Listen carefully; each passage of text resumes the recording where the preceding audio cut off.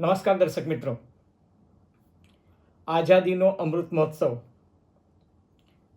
આજે આપણે ઉજવી રહ્યા છીએ ત્યારે મને કહેતા ખૂબ ખુશી થાય છે કે ફોકલ પોઈન્ટ બાય અજય ઉમટને આપ સૌએ એટલો સરસ પ્રતિસાદ આપ્યો છે કે માત્ર ટૂંક સમયમાં આપણે 1000થી વધુ સબસ્ક્રાઈબર્સ આપણી આ યુટ્યુબ ચેનલમાં નોંધાઈ ગયા છે. અને મારી આપ સૌને ફરી એકવાર વિનંતી છે કે આપ જો મારી આ YouTube channel focal point by Ajay ઉમટને શેર કરશો, લાઈક કરશો અને સબસ્ક્રાઈબ કરશો તો પ્રામાણિક પત્રકારત્વ અને પ્રજા શિક્ષણના મારા આ પ્રયત્નને વધુને વધુ પ્રોત્સાહન પ્રાપ્ત થશે. મિત્રો, આજનો વિષય છે કે આઝાદીનો અમૃત મહોત્સવ શા માટે. વડાપ્રધાન નરેન્દ્ર મોદીએ સાબરમતી નદીના કિનારેથી જ્યારે 12 માર્ચ એટલે કે દાંડી યાત્રાના દિવસે આ વર્ષની શરૂઆતમાં જ્યારે આઝાદીના અમૃત મહોત્સવની શરૂઆત કરી હતી ત્યારે તેમણે કહ્યું હતું કે દેશની યુવાન પેઢીને આપણી આઝાદીના જે 75 વર્ષનો ઇતિહાસ છે તે 200 વર્ષની ગુલામીમાંથી, બ્રિટિશરોની ગુલામીમાંથી આપણે સી રીતે આઝાદ થયા, શહીદોની શહાદત એળે ન જાય એનો ઇતિહાસ જે છે એ ખબર હોવી જોઈએ. આ દેશની ઉપલબ્ધિ શું છે એના વિશે આમ આદમીને ખબર હોવી જોઈએ કે ગઈકાલે શું સ્થિતિ હતી ભારતની અને આજે શું સ્થિતિ છે, અને સાથોસાથ કે ભારતના વિકાસ માટે આપણે સી રીતે સંકલ્પબદ્ધ થઈ શકીએ એ માટે એમણે એક મૂળભૂત વિચાર મૂક્યો હતો. હું એ વિચારને આગળ લઈ જઈને એમ કહેવા માગું છું કે 19મી સદી બ્રિટિશરોની હતી, 20મી સદી અમેરિકાની હતી, તો 21મી સદી ભારતની શા માટે ન થઈ શકે? અને 21મી સદી જો ભારતની કરવી હોય તો એમાં એક નાગરિક તરીકે હું શું યોગદાન આપી શકું? આજે કોઈ પાર્ટી કે પક્ષાપક્ષીનો પ્રશ્ન નથી, પણ મારા દેશ માટે મારું શું યોગદાન હોઈ શકે એ મુદ્દે આપણે ચર્ચા કરીશું. મિત્રો, તમને નવાઈ લાગશે, ભારત જ્યારે આઝાદ થયું ને ત્યારે બ્રિટિશ પ્રાઇમ મિનિસ્ટર વિન્સ્ટન ચર્ચિલે એવું કહ્યું હતું કે આ દેશ આઝાદીને લાયક નથી, એ તો માત્ર ને માત્ર ગુલામ બનવા સર્જાયો છે. અગાઉ પણ એને 1000 વર્ષથી વધુ ગુલામી સહન કરી હતી અને બ્રિટિશરોની 200 વર્ષની ગુલામી સહન કરી છે. આ દેશને જો આઝાદી આપશો તો આવનારા દિવસોમાં આ દેશ પર ઠગ, લૂંટારાઓ, પીંઢારાઓ રાજ કરશે અને આ દેશમાં લૂંટફાટ ફાટી નીકળશે અને આ દેશ બરબાદ થઈ જશે. એ વિન્સ્ટન ચર્ચિલ આજે ખોટો સાબિત થયો છે. આ દેશ જ્યારે આઝાદ થયો હતો ત્યારે અમેરિકા આપણને ભિખારી તરીકે ઓળખતા હતા. યુરોપ અને ઓસ્ટ્રેલિયાના કેટલાક દેશોના લોકો આપણને મદારી અને સાપના દેશ તરીકે ઓળખતા હતા. આ દેશ જ્યારે આઝાદ થયો ત્યારે આપણા નાગરિકનું સરેરાશ આયુષ્ય માત્ર 32 વર્ષનું હતું, જે આજે 70 વર્ષનું થયું છે. એ વખતે એવો જમાનો હતો કે ભારતમાં કોક ને કોક રાજ્યમાં કાં તો દુષ્કાળ રહેતો હતો કાં ભૂખમરો રહેતો હતો. એને બદલે આજે આપણે કોરોના જેવી ક્રાઇસિસ કટોકટીમાંથી પણ બહુ સારી રીતના બહાર આવી ચૂક્યા છે. 1947થી કે 2022નો એટલે કે 75 વર્ષનો આઝાદીનો ઇતિહાસ જો આપણે જોઈએ તો 1947માં આઝાદી મળી, 1948માં કમનસીબે મહાત્મા ગાંધીનું મર્ડર થયું, ઇતિહાસમાં આપણે સાચું કહેવું જ જોઈએ. 1950માં ભારતનું પોતાનું બંધારણ પ્રાપ્ત થયું અને એ બંધારણ આજે પણ વિશ્વમાં શ્રેષ્ઠ બંધારણો પૈકીનું એક બંધારણ ગણાય છે કે જે બંધારણે સ્ત્રીને પહેલા દિવસથી સમાનતાનો અધિકાર આપ્યો, અસ્પૃશ્યતા નિવારણની વાત કરી અને સૌને સમાનતા બક્ષી. એટલું જ નહીં, સ્ત્રીઓને મતદાનનો અધિકાર, જેને આપણે એડલ્ટ ફ્રેન્ચાઇઝ કહીએ છીએ, જે ભારતમાં શરૂઆતમાં બંધારણને પહેલા દિવસથી આપ્યું, જે અમેરિકા જેવા દેશે માંડ હજુ 7-8 વર્ષ પહેલાં આપ્યો છે. 1952માં પ્રથમ લોકસભાની ચૂંટણી થઈ, ત્યારથી આજે આપણે 2022ની વાત કરીએ છીએ. એવો એક પણ દિવસ સમય નથી આવ્યો કે જ્યારે ભારતમાં કોઈ રાજ્યમાં કે સંસદની કોઈ પણ ચૂંટણી જે છે એ સમયસર ના યોજાઈ હોય. 1960માં ભારતે હરિત ક્રાંતિની શરૂઆત કરી અને આજે પરિસ્થિતિ એવી છે કે ભારત અનાજ ક્ષેત્રે સ્વનિર્ભર તો થઈ ગયું છે, આત્મનિર્ભર તો બની ગયું છે, પણ આપણે વિશ્વમાં અનાજનું ઉત્પાદન કરીએ છીએ. એની વાત હું પછીથી કરીશ. 1961માં ગોવા જે છે એ આઝાદ થયું. 1962માં કમનસીબે તત્કાલીન વડાપ્રધાન નહેરુની પંચશીલની યોજના હોવા છતાં ચીને ભારત સાથે એક વખત 1954માં સમજૂતી કરી હોવા છતાં દગો કર્યો અને ભારતને એ 1962ના યુદ્ધમાં કારમો પરાજય મળ્યો, જે એક વાસ્તવિકતા છે. 1964માં નહેરુનું અવસાન થયું. લાલ બહાદુર શાસ્ત્રી દેશના વડાપ્રધાન બન્યા. જય જવાન જય કિસાનનો એમણે નારો આપ્યો, પરંતુ ત્યારે આ દેશની સ્થિતિ એટલી બધી ખરાબ હતી કે ભારતે અમેરિકામાંથી ને બીજે બધેથી PL480 નામના અનાજ જે છે એની આયાત કરવી પડતી હતી ને એ ઘઉં એટલા બધા સડેલા ઘઉં હતા કે ક્યારેક તો અખાદ્ય હતા. એવા ઘઉં ખાઈને પણ આ દેશની પ્રજા જે છે એને સંઘર્ષ કર્યો છે. 1966માં પ્રથમ મહિલા વડાપ્રધાન તરીકે ઇન્દિરા ગાંધી આ દેશના વડાપ્રધાન બન્યા. 1970માં શ્વેત ક્રાંતિની શરૂઆત થઈ અને આજે આપણે દૂધના ઉત્પાદનમાં વિશ્વમાં પ્રથમ નંબરે છે. 1971માં ભારત અને પાકિસ્તાન વચ્ચે યુદ્ધ થયું. બાંગ્લાદેશનો એમાં જન્મ થયો. ઇન્દિરા ગાંધીનું વ્યક્તિત્વ એક લોખંડી મહિલા તરીકે નિખરી ઉઠ્યું. 1954માં ભારતે પોખરણમાં પહેલી વખત પરમાણુ પરીક્ષણ કરીને સમગ્ર વિશ્વને પરચો આપ્યો કે અમે પણ પરમાણુ શક્તિ અણુશક્તિ બની શકીએ છીએ. 1975માં ભારતીય ઇતિહાસમાં અથવા તો ભારતની લોકશાહીમાં કાળી ટીલી સમાન કટોકટીની ઘોષણા ઇન્દિરા ગાંધીએ કરી. તત્કાલીન વડાપ્રધાન હતા એ, અને લગભગ 22 મહિના સુધી એ કટોકટી કાળ ચાલ્યો. એ ભારતીય લોકશાહી માટે ખરેખર કલંક સમાન છે, પણ એને બાદ કરતાં આજ દિન સુધી ભારતમાં લોકશાહી જળવાઈ રહી છે. 1982માં જ્યારે કલર ટીવી આવ્યું, અને મને યાદ છે કે એશિયાડ ગેમ્સ અમે શરૂઆતમાં કલર ટીવીમાં જોયા, ત્યારે આ દેશમાં એવી ડિબેટ થતી હતી કે બ્લેક એન્ડ વ્હાઇટ ટીવી હોવા જોઈએ કે કલર ટીવી હોવા જોઈએ. આજે આપણે એ ક્ષેત્રે પણ ઘણું બધું પ્રગતિ કરી ચૂક્યા છે. 1983માં ભારતે કપિલ દેવના નેતૃત્વમાં પહેલી વખત વર્લ્ડ કપ જીત્યો હતો, અને ત્યારબાદ ભારત જે છે એ ક્રિકેટનું હબ બની ચૂક્યું છે. 1984માં કમનસીબે ઇન્દિરા ગાંધીની હત્યા થઈ, અને ત્યારબાદ રાજીવ ગાંધી વડાપ્રધાન બન્યા. રાજીવ ગાંધીનું સૌથી મોટું કોન્ટ્રીબ્યુશન એ હતું કે એમને ટેલિકોમ ક્રાંતિ આની. સેમ પિત્રોડાની મદદથી ભારતમાં એસટીડીપીસીઓ આ દેશમાં ઠેર ઠેર શરૂ થયા. એક જમાનામાં ટેલિફોન લેવા માટે તમારે 5 વર્ષ સુધી વેઇટિંગ લિસ્ટ લેવું પડતું હતું. એની જગ્યાએ ટેલિકોમ ક્ષેત્રે એટલી ક્રાંતિ આવી કે ટેલિફોન બહુ સરળતાથી ઉપલબ્ધ થયા. એસટીડીપીસીઓને કારણે આંતરરાષ્ટ્રીય કોલ સરળતાથી થવા માંડ્યા, અને કોમ્પ્યુટર ક્ષેત્રે ભારતે ત્યારે પદાર્પણ કર્યું. 1998માં વાજપેયી વડાપ્રધાન બન્યા. એ પહેલાં 1991થી કે 1997નો જે કાળ હતો એ નરસિમ્હા રાવ અને મનમોહન સિંહ, એના સમયમાં ભારતમાં ખાનગીકરણનો ઉદય થયો. લિબરલાઇઝેશન, પ્રાઇવેટાઇઝેશન અને ગ્લોબલાઇઝેશનની શરૂઆત જે છે 1991થી શરૂઆત થઈ, અને ભારતના અર્થતંત્રના ઇતિહાસમાં એને આપણે પેરેડાઇમ શિફ્ટ કહી શકીએ, અથવા તો એક ટર્નિંગ પોઈન્ટ કહી શકાય. 1998માં વાજપેયી વડાપ્રધાન બન્યા, અને ગણતરીના દિવસોમાં જ એમણે પરમાણુ પરીક્ષણ બીજી વખત પોખરણમાં કર્યું, અને સિદ્ધ કર્યું કે ભારત જે છે એને પરમાણુ પરીક્ષણ કરવા માટે અથવા તો પરમાણુ રાષ્ટ્ર તરીકે કોઈ રોકી શકશે નહીં.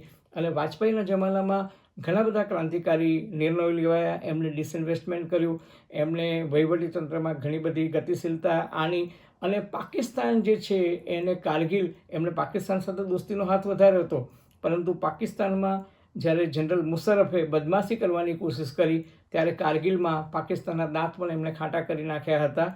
ત્યારબાદ મનમોહન સિંહ 2004માં વડાપ્રધાન બન્યા, અને 2004થી કે 2014 સુધી 10 વર્ષ સુધી મનમોહન સિંહ છે એ આ દેશના વડાપ્રધાન રહ્યા. અને મનમોહન સિંહનું જો કોન્ટ્રીબ્યુશન અથવા તો એમનું યોગદાન જો મારે કહેવું હોય તો હું ચોક્કસ કહી શકું કે right to information, right to education અને મનરેગા, આ 3 બાબતો માટે મનમોહન સિંહને ઇતિહાસ ચોક્કસ યાદ રાખશે. 2014માં નરેન્દ્રભાઈ મોદી ભારતીય જનતા પાર્ટીના નેતા તરીકે સંપૂર્ણ બહુમતી સાથે ભારતના વડાપ્રધાન બન્યા. 30 વર્ષ બાદ ભારતના ઇતિહાસમાં પહેલી વખત એવું થયું કે સ્પષ્ટ બહુમતી સાથે કોઈ એક સરકાર બની. છેલ્લી જે સ્પષ્ટ બહુમતી સાથેની સરકાર હતી એ ઇન્દિરા ગાંધીની હત્યા બાદ રાજીવ ગાંધી સહાનુભૂતિના બોજામાં 404 બેઠકો લઈને આવ્યા હતા, પરંતુ ત્યારબાદ 282 બેઠકો સાથે ભારતીય જનતા પાર્ટી પોતાની તાકાત પર સરકાર રચવા માટે સક્ષમ બની હતી, અને એ જ રેકોર્ડ જે છે એને 303 સાથે 2019માં બીજી વખત નરેન્દ્રભાઈ મોદીએ જનાદેશ મેળવ્યો.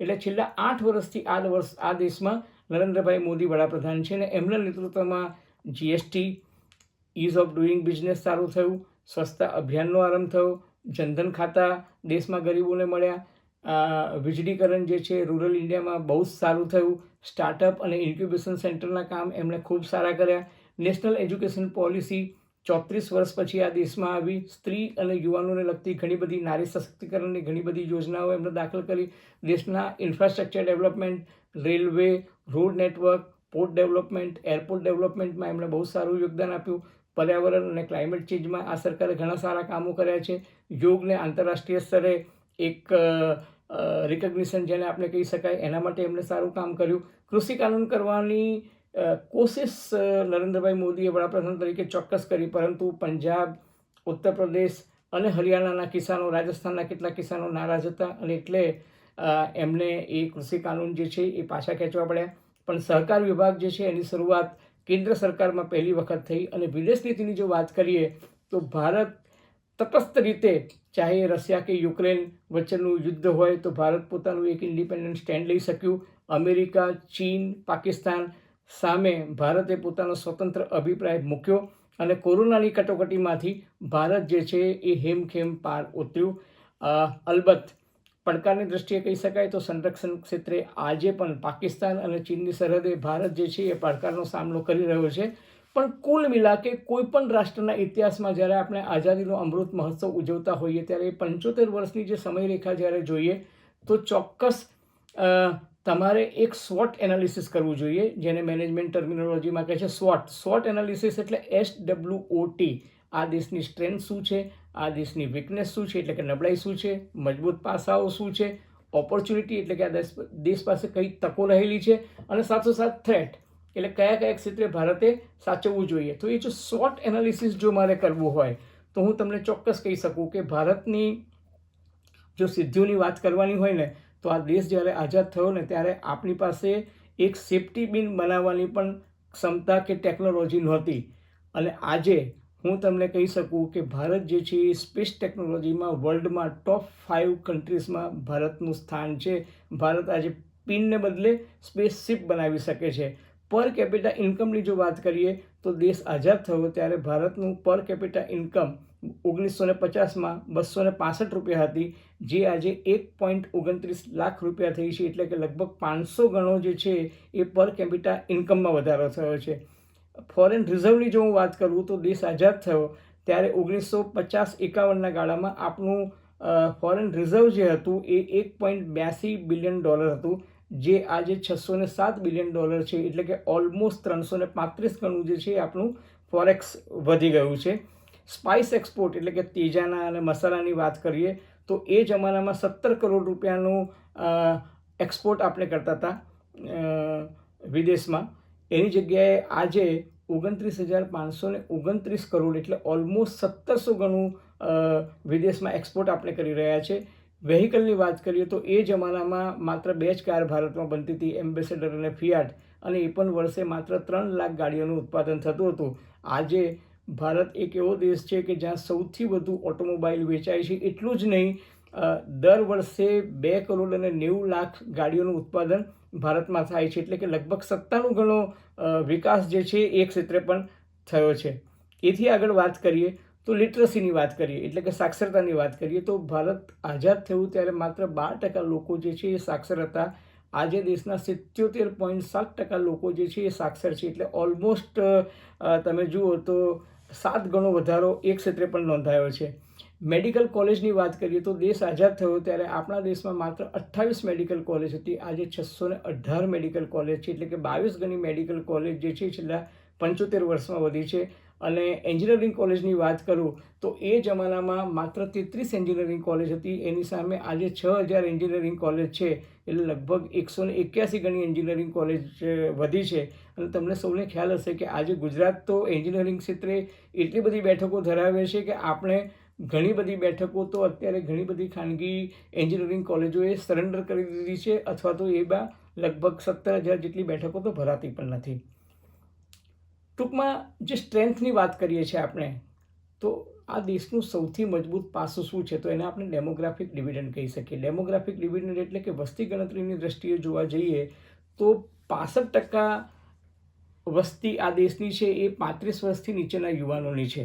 અને જો 25 વર્ષથી નીચેના યુવાનોની વાત કરું તો 50% વસ્તી જે છે એ આ દેશની 25 વર્ષથી ઓછી છે.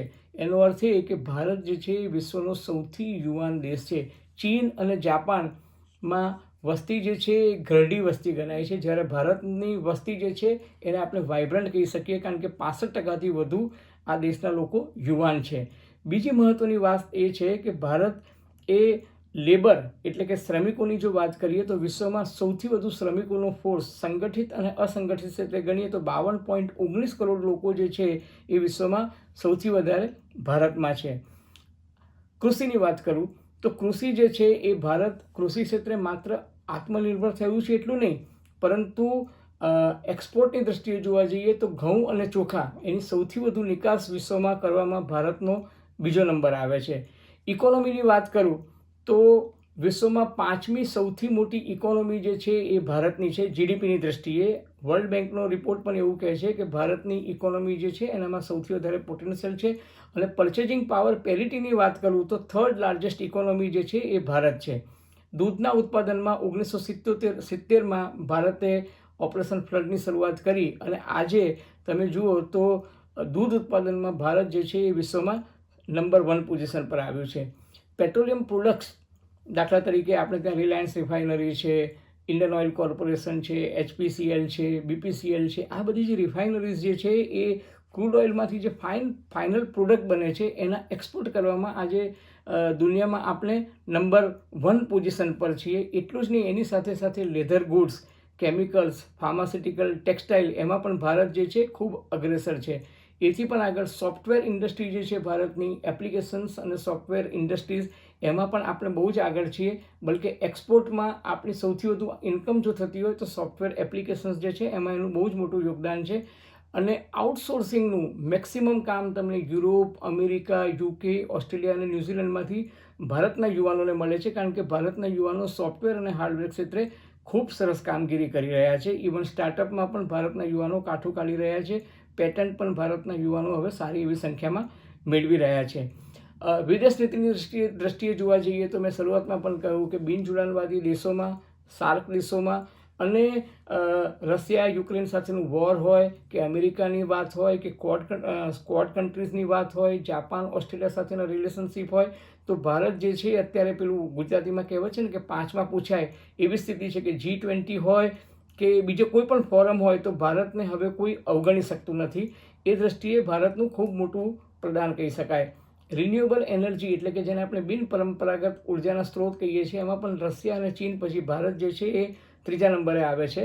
અને સૌથી મહત્ત્વની વાત કે કોસ્ટલ એરિયા એટલે જેને આપણે દરિયાઈ કાંઠો કહીએ છીએ, એ દરિયાઈ કાંઠામાં ભારતે સૌથી વધુ પોર્ટ ડેવલપમેન્ટ છેલ્લા 10 વર્ષમાં કર્યું છે. એટલું જ નહીં, રોડ નેટવર્કની દ્રષ્ટિએ વિશ્વમાં આપણે બીજા નંબરે છીએ અને રેલવે નેટવર્કની દ્રષ્ટિએ આપણે દુનિયામાં 4થો ક્રમ ધરાવીએ છીએ.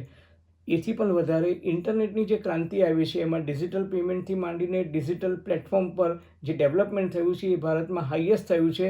અને ભારતમાં ઇન્ટરનેટ અન્ય દેશો કરતાં ખાસું કિફાયતી એટલે કે સસ્તા દરે મળી રહ્યું છે.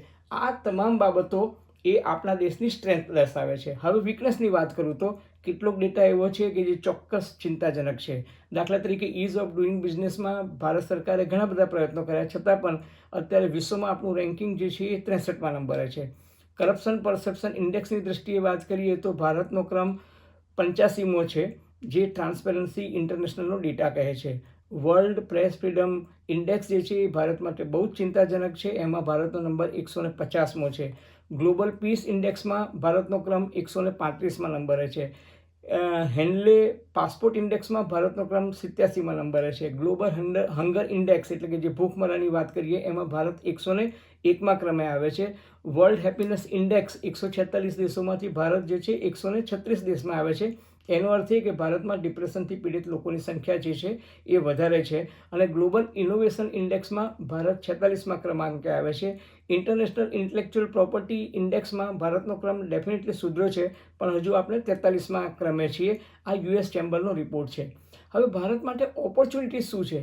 ભારત માટે સૌથી મોટી ઓપોર્ચ્યુનિટી એ છે કે ભારત મેન્યુફેક્ચરિંગ ઓપોર્ચ્યુનિટીઝ જે છે એ ભારતમાં ખૂબ વધી રહી છે અને ભારત એક ક્ષેત્રે દુનિયામાં નંબર 1 બની શકે છે. કોરોના પછી ચીન અને તાઇવાન સાથે જે સંઘર્ષ અને ઘર્ષણના દિવસો આપણે જોઈ રહ્યા છે, રશિયા અને યુક્રેન વોર પછી જે સામ્યવાદી દેશો છે એના પ્રત્યે યુરોપ, અમેરિકા, ઓસ્ટ્રેલિયા અને બ્રિટનને જે નારાજગી અથવા તો અણગમો દેખાય છે, એ દ્રષ્ટિએ ભારત જે છે એ મોસ્ટ ફેવરિટ ડેસ્ટિનેશન બની શકે છે. ટૂંકમાં ભારત આત્મનિર્ભર બને એવી 100% ગુંજાઈશ છે. ભારતના ઘણા સારા પ્રોજેક્ટ્સ છે. દાખલા તરીકે જાપાનની મદદથી આપણે બુલેટ ટ્રેન પ્રોજેક્ટ કરી રહ્યા છે, દરિયાઈ માર્ગે આપણે ઘણા પ્રોજેક્ટ કરી રહ્યા છે, ગંગા નદીમાં ઘણા બધા પ્રોજેક્ટ્સ થઈ રહ્યા છે, એમ્સની સંખ્યા ભારતમાં વધી રહી છે, ઘણા બધા આઈઆઈટીઝ આઈઆઈએમ્સ છે એ પાઇપલાઇનમાં છે, નેશનલ એજ્યુકેશન પોલિસી જે ભારતમાં શરૂ થઈ છે અને એનું અમલીકરણ શરૂ થઈ ગયું છે, મોટેભાગના રાજ્યોએ એનું અમલીકરણ શરૂ કર્યું છે. મને લાગે છે કે આ બધી વસ્તુઓ જે છે એ ચોક્કસ સારા પરિણામ બતાવશે. ફોરેન ડાયરેક્ટ ઇન્વેસ્ટમેન્ટમાં ભારત જે છે એ 7મા ક્રમે છે. ઇલેક્ટ્રિક વ્હીકલ જે છે એમાં અત્યારે વિશ્વમાં સૌથી વધુ રોકાણ જે છે એ ભારતમાં આવી રહ્યું છે. શેર બજારમાં ફોરેન ડાયરેક્ટ ઇન્વેસ્ટમેન્ટ અને ફોરેન ઇન્સ્ટિટ્યૂટ્સ છે ખાસું રોકાણ કરી રહ્યા છે. કન્ઝ્યુમર બેઝની દૃષ્ટિએ જોવા જઈએ તો ભારત જે છે એ સૌથી સ્ટ્રોંગ કન્ઝ્યુમર માર્કેટ છે. મોબાઈલનું માર્કેટ છે એ પણ ભારતમાં બહુ સારું છે. G20 અને બ્રિક્સના નેશનમાં, બ્રિક્સ એટલે Brazil, Russia, India, China and south Africa, આ દેશ જે છે એ તમામ દેશોમાં પણ ભારતનું બહુ જ સારું યોગદાન છે. પછી G7 છે, ક્વોડ છે, મેં અગાઉ પણ કહ્યું, અને યુનાઇટેડ નેશન્સમાં સંરક્ષણ ક્ષેત્રે ભારત જે છે એને પરમનન્ટ સીટ પણ મળી શકે છે. એટલે ભારત માટે આ બધી ઓપોર્ચ્યુનિટીઝ મને ચોક્કસ દેખાઈ રહી છે. હવે જ્યાં સુધી હેટની વાત છે ત્યાં સુધી હું માનું છું કે હેટ સ્પીચ એ થ્રેટની જે વાત થઈ રહી છે, હેટ સ્પીચ જે છે એ ભારત માટે એક ચિંતાનો વિષય છે.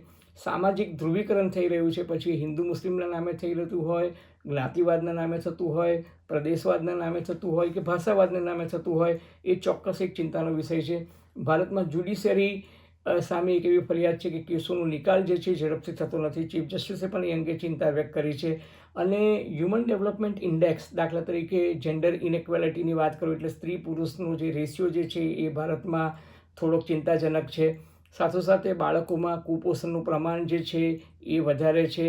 એનિમિયાથી સ્ત્રીઓ જે છે એ વધારે પીડાઈ રહી છે. કરપ્શન એક ઇસ્યુ છે.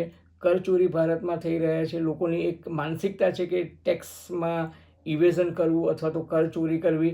અને એક યુવાનોમાં જે બ્રેઇન ડ્રેનનો જે એક ટ્રેન્ડ દેખાઈ રહ્યો છે. બ્રેઇન ડ્રેન હું જ્યારે કહું છું તો કે ભારતનું જે ઇન્ટેલેક્ચ્યુઅલ પ્રોપર્ટી છે જે વિદેશમાં જઈ રહ્યું છે એ પણ એક ચિંતાનો વિષય છે. એના માટે ન્યૂ એજ્યુકેશન પોલિસીમાં ઘણા બધા એવા ઓપ્શન્સ છે કે જેથી આપણે બ્રેઇન ડ્રેનને અટકાવી શકીએ. સાથોસાથ સ્ટાર્ટઅપ અને ઇન્ક્યુબેશન સેન્ટર છે એની મદદથી પણ ભારતના યુવાનોને ઘણી બધી તક અહીં મળી શકે તેમ છે. પણ આ જે મેં SWOT એનાલિસિસ કર્યું એ SWOT એનાલિસિસના અંતે હું એક વાત ચોક્કસપણે માની શકું કે એક નાગરિક તરીકે જો હું એક એવો દ્રઢ સંકલ્પ લઉં કે મારા દેશને 21મી સદીમાં વિશ્વનું શ્રેષ્ઠ રાષ્ટ્ર બનાવવા માટે હું જો કટિબદ્ધ થઉં તો મને એવું લાગે છે કે દુનિયાની કોઈ તાકાત આપણને એના માટે રોકી શકે નહીં. 21મી સદી ચોક્કસ ભારતની છે, ભારતની બની શકે. એના માટે એક નાગરિક તરીકે આપ શું યોગદાન આપી શકો છો? આપ આપની કોમેન્ટ્સ જો મારા કોમેન્ટ બોક્સમાં આપશો તો હું આગામી અંકમાં એના વિશે ચોક્કસ ઉલ્લેખ પણ કરીશ. અને આપણે આ એક મંચ જે છે એને એક બ્રેઇન સ્ટોર્મિંગ સેશન પણ બનાવી શકીએ.